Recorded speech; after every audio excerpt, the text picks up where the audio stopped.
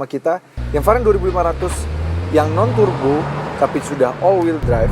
Menurut pengetesan mereka bisa mencapai 0 sampai 100 di 7,2 detik. Halo guys, welcome back to CVT Indonesia. Bersama kami Reza Rever.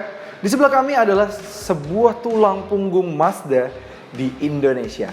Yes, Mazda CX-5. Mazda CX-5 sudah selalu menjadi tulang punggung penjualan di Indonesia mulai dari generasi pertamanya. Memang sempat digantikan sama Mazda 2, pernah gantian juga sama Mazda CX-3. Tapi pasti ketika digantikan, Mazda CX-5 itu pasti nomor 2-nya aja, bukan sampai nomor 3 atau sampai paling jeblok gitu ya. Ini masih tetap model favoritnya Mazda di Indonesia. Nah, since Mazda sudah berganti ATPM 6 tahun yang lalu, dari tahun 2023 ke 6 tahun yang lalu, berarti di tahun 2017 ganti ATPM ya, dari Eurocars Mazda Indonesia sekarang, kalau dulu kan MMI. Nah, di sebelah kami ini seperti kado spesialnya dari Mazda untuk konsumen-konsumen mereka, atau tepatnya untuk konsumen loyalis mereka. Karena ini adalah kado ke-6 ulang tahun dari Mazda, dan yang membedakannya adalah ini adalah Mazda CX-5 all-wheel drive. Yes, akhirnya Mazda CX-5 all-wheel drive masuk ke Indonesia. Tapi apa aja sih yang beda dan apa sih yang bikin mobil ini jadi lebih spesial? So ini dia, the all-new Mazda CX-5 all-wheel drive.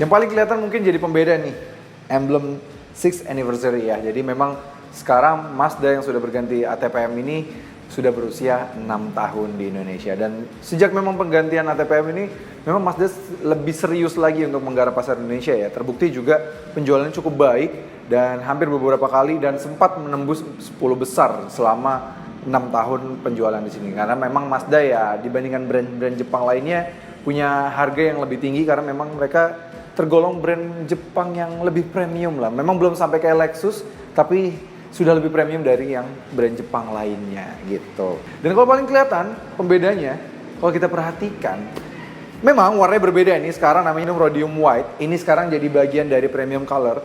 Tapi tidak akan hanya ada di varian 6th anniversary ini aja. Ini juga akan turun ke varian biasanya Mazda CX-5. Jadi nanti Mazda CX-5 yang Kuro dan juga yang Elite yang juga sudah dijual, itu juga akan ada opsi ini dengan menambah hanya 4 juta dari harga normalnya. Ngomong-ngomong soal harga tadi, nah mobil ini dibanderol yang varian all-wheel drive-nya ini di 705 juta rupiah. Bagaimana? Worth it atau enggak? Tulis di kolom komentar. Dan membedakan, kalau kalian perhatikan, kalau varian Elite di bagian cladding-cladding di samping sini, di bagian fender, itu plastik fender. Biasanya plastik cladding gitu.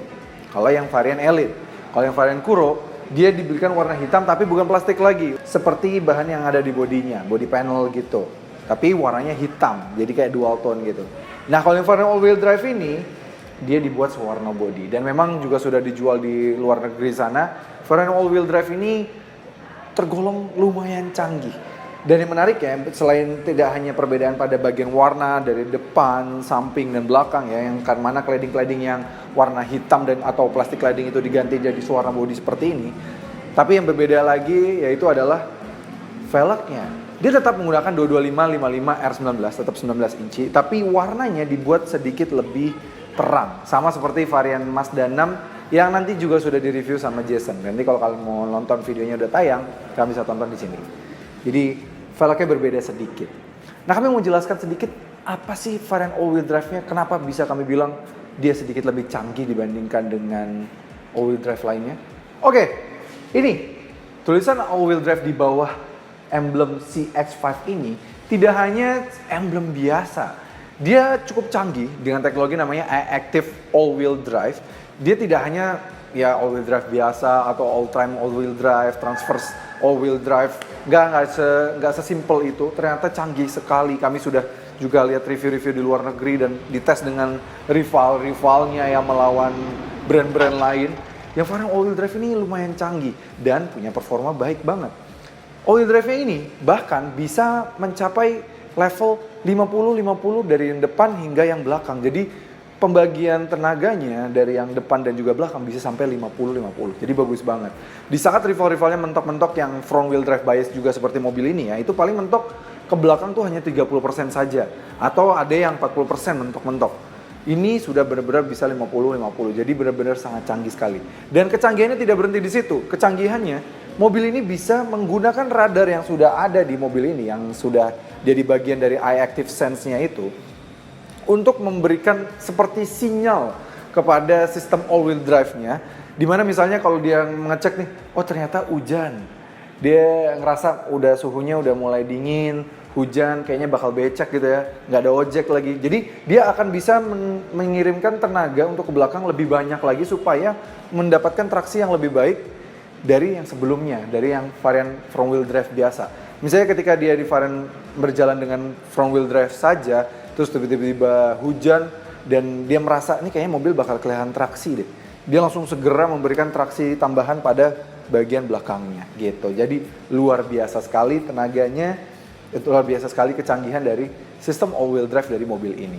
Menarik banget. Sisanya sih kalau kami kebetulan lagi di belakang ya, tampilan dari belakang nih nggak ada yang berubah, masih mirip-mirip banget. Tapi kami suka sih overall dengan tanpa plastic cladding dan hitam-hitam itu jadi kayak lebih elegan. Bagasi di 500-an liter masih sama, tidak ada perbedaan. Jadi sistem all wheel drive-nya tidak memakan sedikit dari bagasinya karena memang semuanya sudah diatur oleh Mazda supaya tidak ada powertrain atau drivetrain yang mengganggu hingga ke bagian bagasi sini. Tetap praktikalnya tetap sama, kita tetap bisa melipat juga untuk baris keduanya dari tuas di sini juga bisa, lipat rata lantai 40, 20, 40 bisa juga dari sini. Jadi tetap praktikal dan juga pastinya reliable dengan adanya sistem all wheel drive itu. Pada bagian mesin ya, sayangnya untuk yang masuk varian di Indonesia ini bukan yang 2500 cc turbo yang tenaga luar biasa sampai 250 horsepower ya. Itu yang CS5 GT. Jadi memang itu lebih menarik lagi ya. Tapi sayang di Indonesia nggak masuk. Kita hanya dapat yang 2500 naturally aspirated saja. Masih sama dengan yang varian Puro dan juga yang Elite. Dia tenaga di 190 PS dan torsinya di 252 Nm. Jadi masih sama persis. Tenaganya dialirkan ke 4 rodanya melalui sistem iActive all-wheel drive itu melalui sistem percepatan 6 percepatan torque converter. Nah yang beda itu tadi varian all-wheel drive-nya itu. Kalau kami dulu pengetesan 0-100 dari mobil ini bisa di 8,2 detik. Nah bagaimana dengan mobil ini? Beberapa pengetesan di luar negeri sana, di Australia yang paling mungkin kami ambil karena Australia speknya suka mirip-mirip sama kita. Yang varian 2500 yang non-turbo tapi sudah all-wheel drive, menurut pengetesan mereka bisa mencapai 0-100 di 7,2 detik. Itu artinya 1 detik lebih cepat dibandingkan pengetesan kami dengan Mazda CX-5 yang non all-wheel drive yang pernah kami lakukan beberapa waktu lalu. Jadi luar biasa banget, 7 detik itu untuk sebuah SUV lumayan kenceng loh, bagus banget. Dan ngomong-ngomong soal performa, mobil ini memang semakin baik lagi. Karena dia tadi kami bilang tenaganya dialihkan ke 4 roda, jadi pengaliran tenaganya dan traksinya juga lebih baik.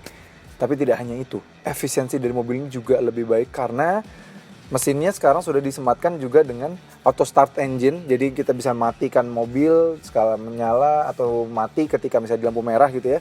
Dan juga sudah punya fitur cylinder deactivation. Jadi kalau nggak butuh, kita bisa jalan dengan 2 silinder saja. Dan bahkan kalau lagi coasting, bisa jalan tanpa silinder sama sekali. Jadi 0 silinder mati ketika kita bercoasting bersama mobil ini. Luar biasa. Menurut pengetesan kami, yang varian non all-wheel drive itu di 12,1 km per liter dalam kota, yang untuk keluar kota bisa di 15,8 km per liter.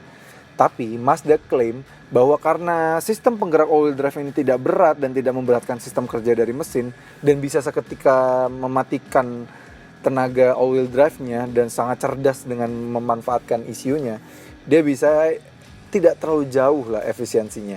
Kalau melihat pengetesan di luar negeri, ya dalam kotanya bisa jadi 10 km per literan, luar kotanya masih sama, bisa mungkin di sekitar 14 hingga 15 km per literan. Jadi masih oke banget meskipun belum ada perubahan pada bagian mesin sama sekali gitu. Jadi masih nice banget. Mudah-mudahan kami bisa diberikan kesempatan untuk merasakan yang varian all-wheel drive ini.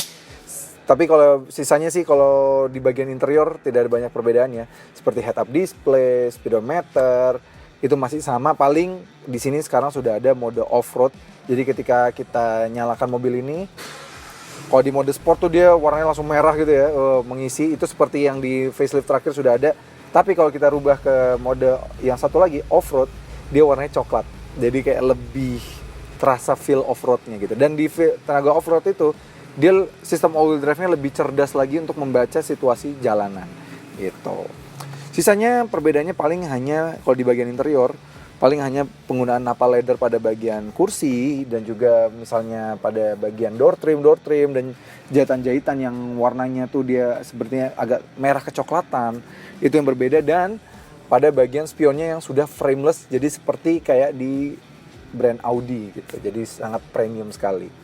Dan dengan performa yang ia miliki dan juga efisiensi yang ia miliki, kami bisa bilang mobil ini lebih menarik untuk dimiliki dibandingkan misalnya Subaru Forester yang dijual di Indonesia, varian all-wheel drive-nya kurang bertenaga lah kalau menurut kami. Oke, bisa disimpulkan memang perbedaannya nggak terlalu banyak lah ya. Hanya pada kalau kalian melihat langsung, mungkin ya warna putihnya yang sedikit lebih shiny, velgnya dan juga cladding-cladding yang hilang jadi warna body. Tapi yang bikin spesial ada emblem 6 tahun EMI di Indonesia dan juga all-wheel drive-nya. Dan tidak hanya sebuah sistem all-wheel drive yang kami bilang tadi, bahwa all-wheel drive-nya lumayan cerdas dan juga meningkatkan performa dari mobil ini. Jadi ya memang bukan all-wheel drive yang cocok untuk dipakai off-road yang berlebihan, yang hard off-road gitu, bukan. Tapi at least mobil ini masih bisa diandalkan ketika misalnya hujan atau segala macam. Dan at least kalau kalian ingin mendapatkan CX-5 yang lebih berperforma lebih baik atau yang lebih berperforma tinggi dibanding dengan rivalnya asal Jepang juga, ini adalah CX-5 yang sangat considerable banget untuk dipilih. Karena mengingat sebenarnya secara harga di 705 juta itu kenaikannya tidak terlalu jauh ya, karena harga yang varian biasanya saja sekarang sudah di 600 jutaan juga. Jadi naiknya nggak sampai 100 juta lah dari yang varian biasa hingga ke yang varian all-wheel drive-nya. Oke civilis, itu aja. Jadi kalau kalian tertarik untuk memenang mobil ini hanya tersedia 60 unit saja. Katanya kalau setelah 60 unit mungkin tidak dijual lagi.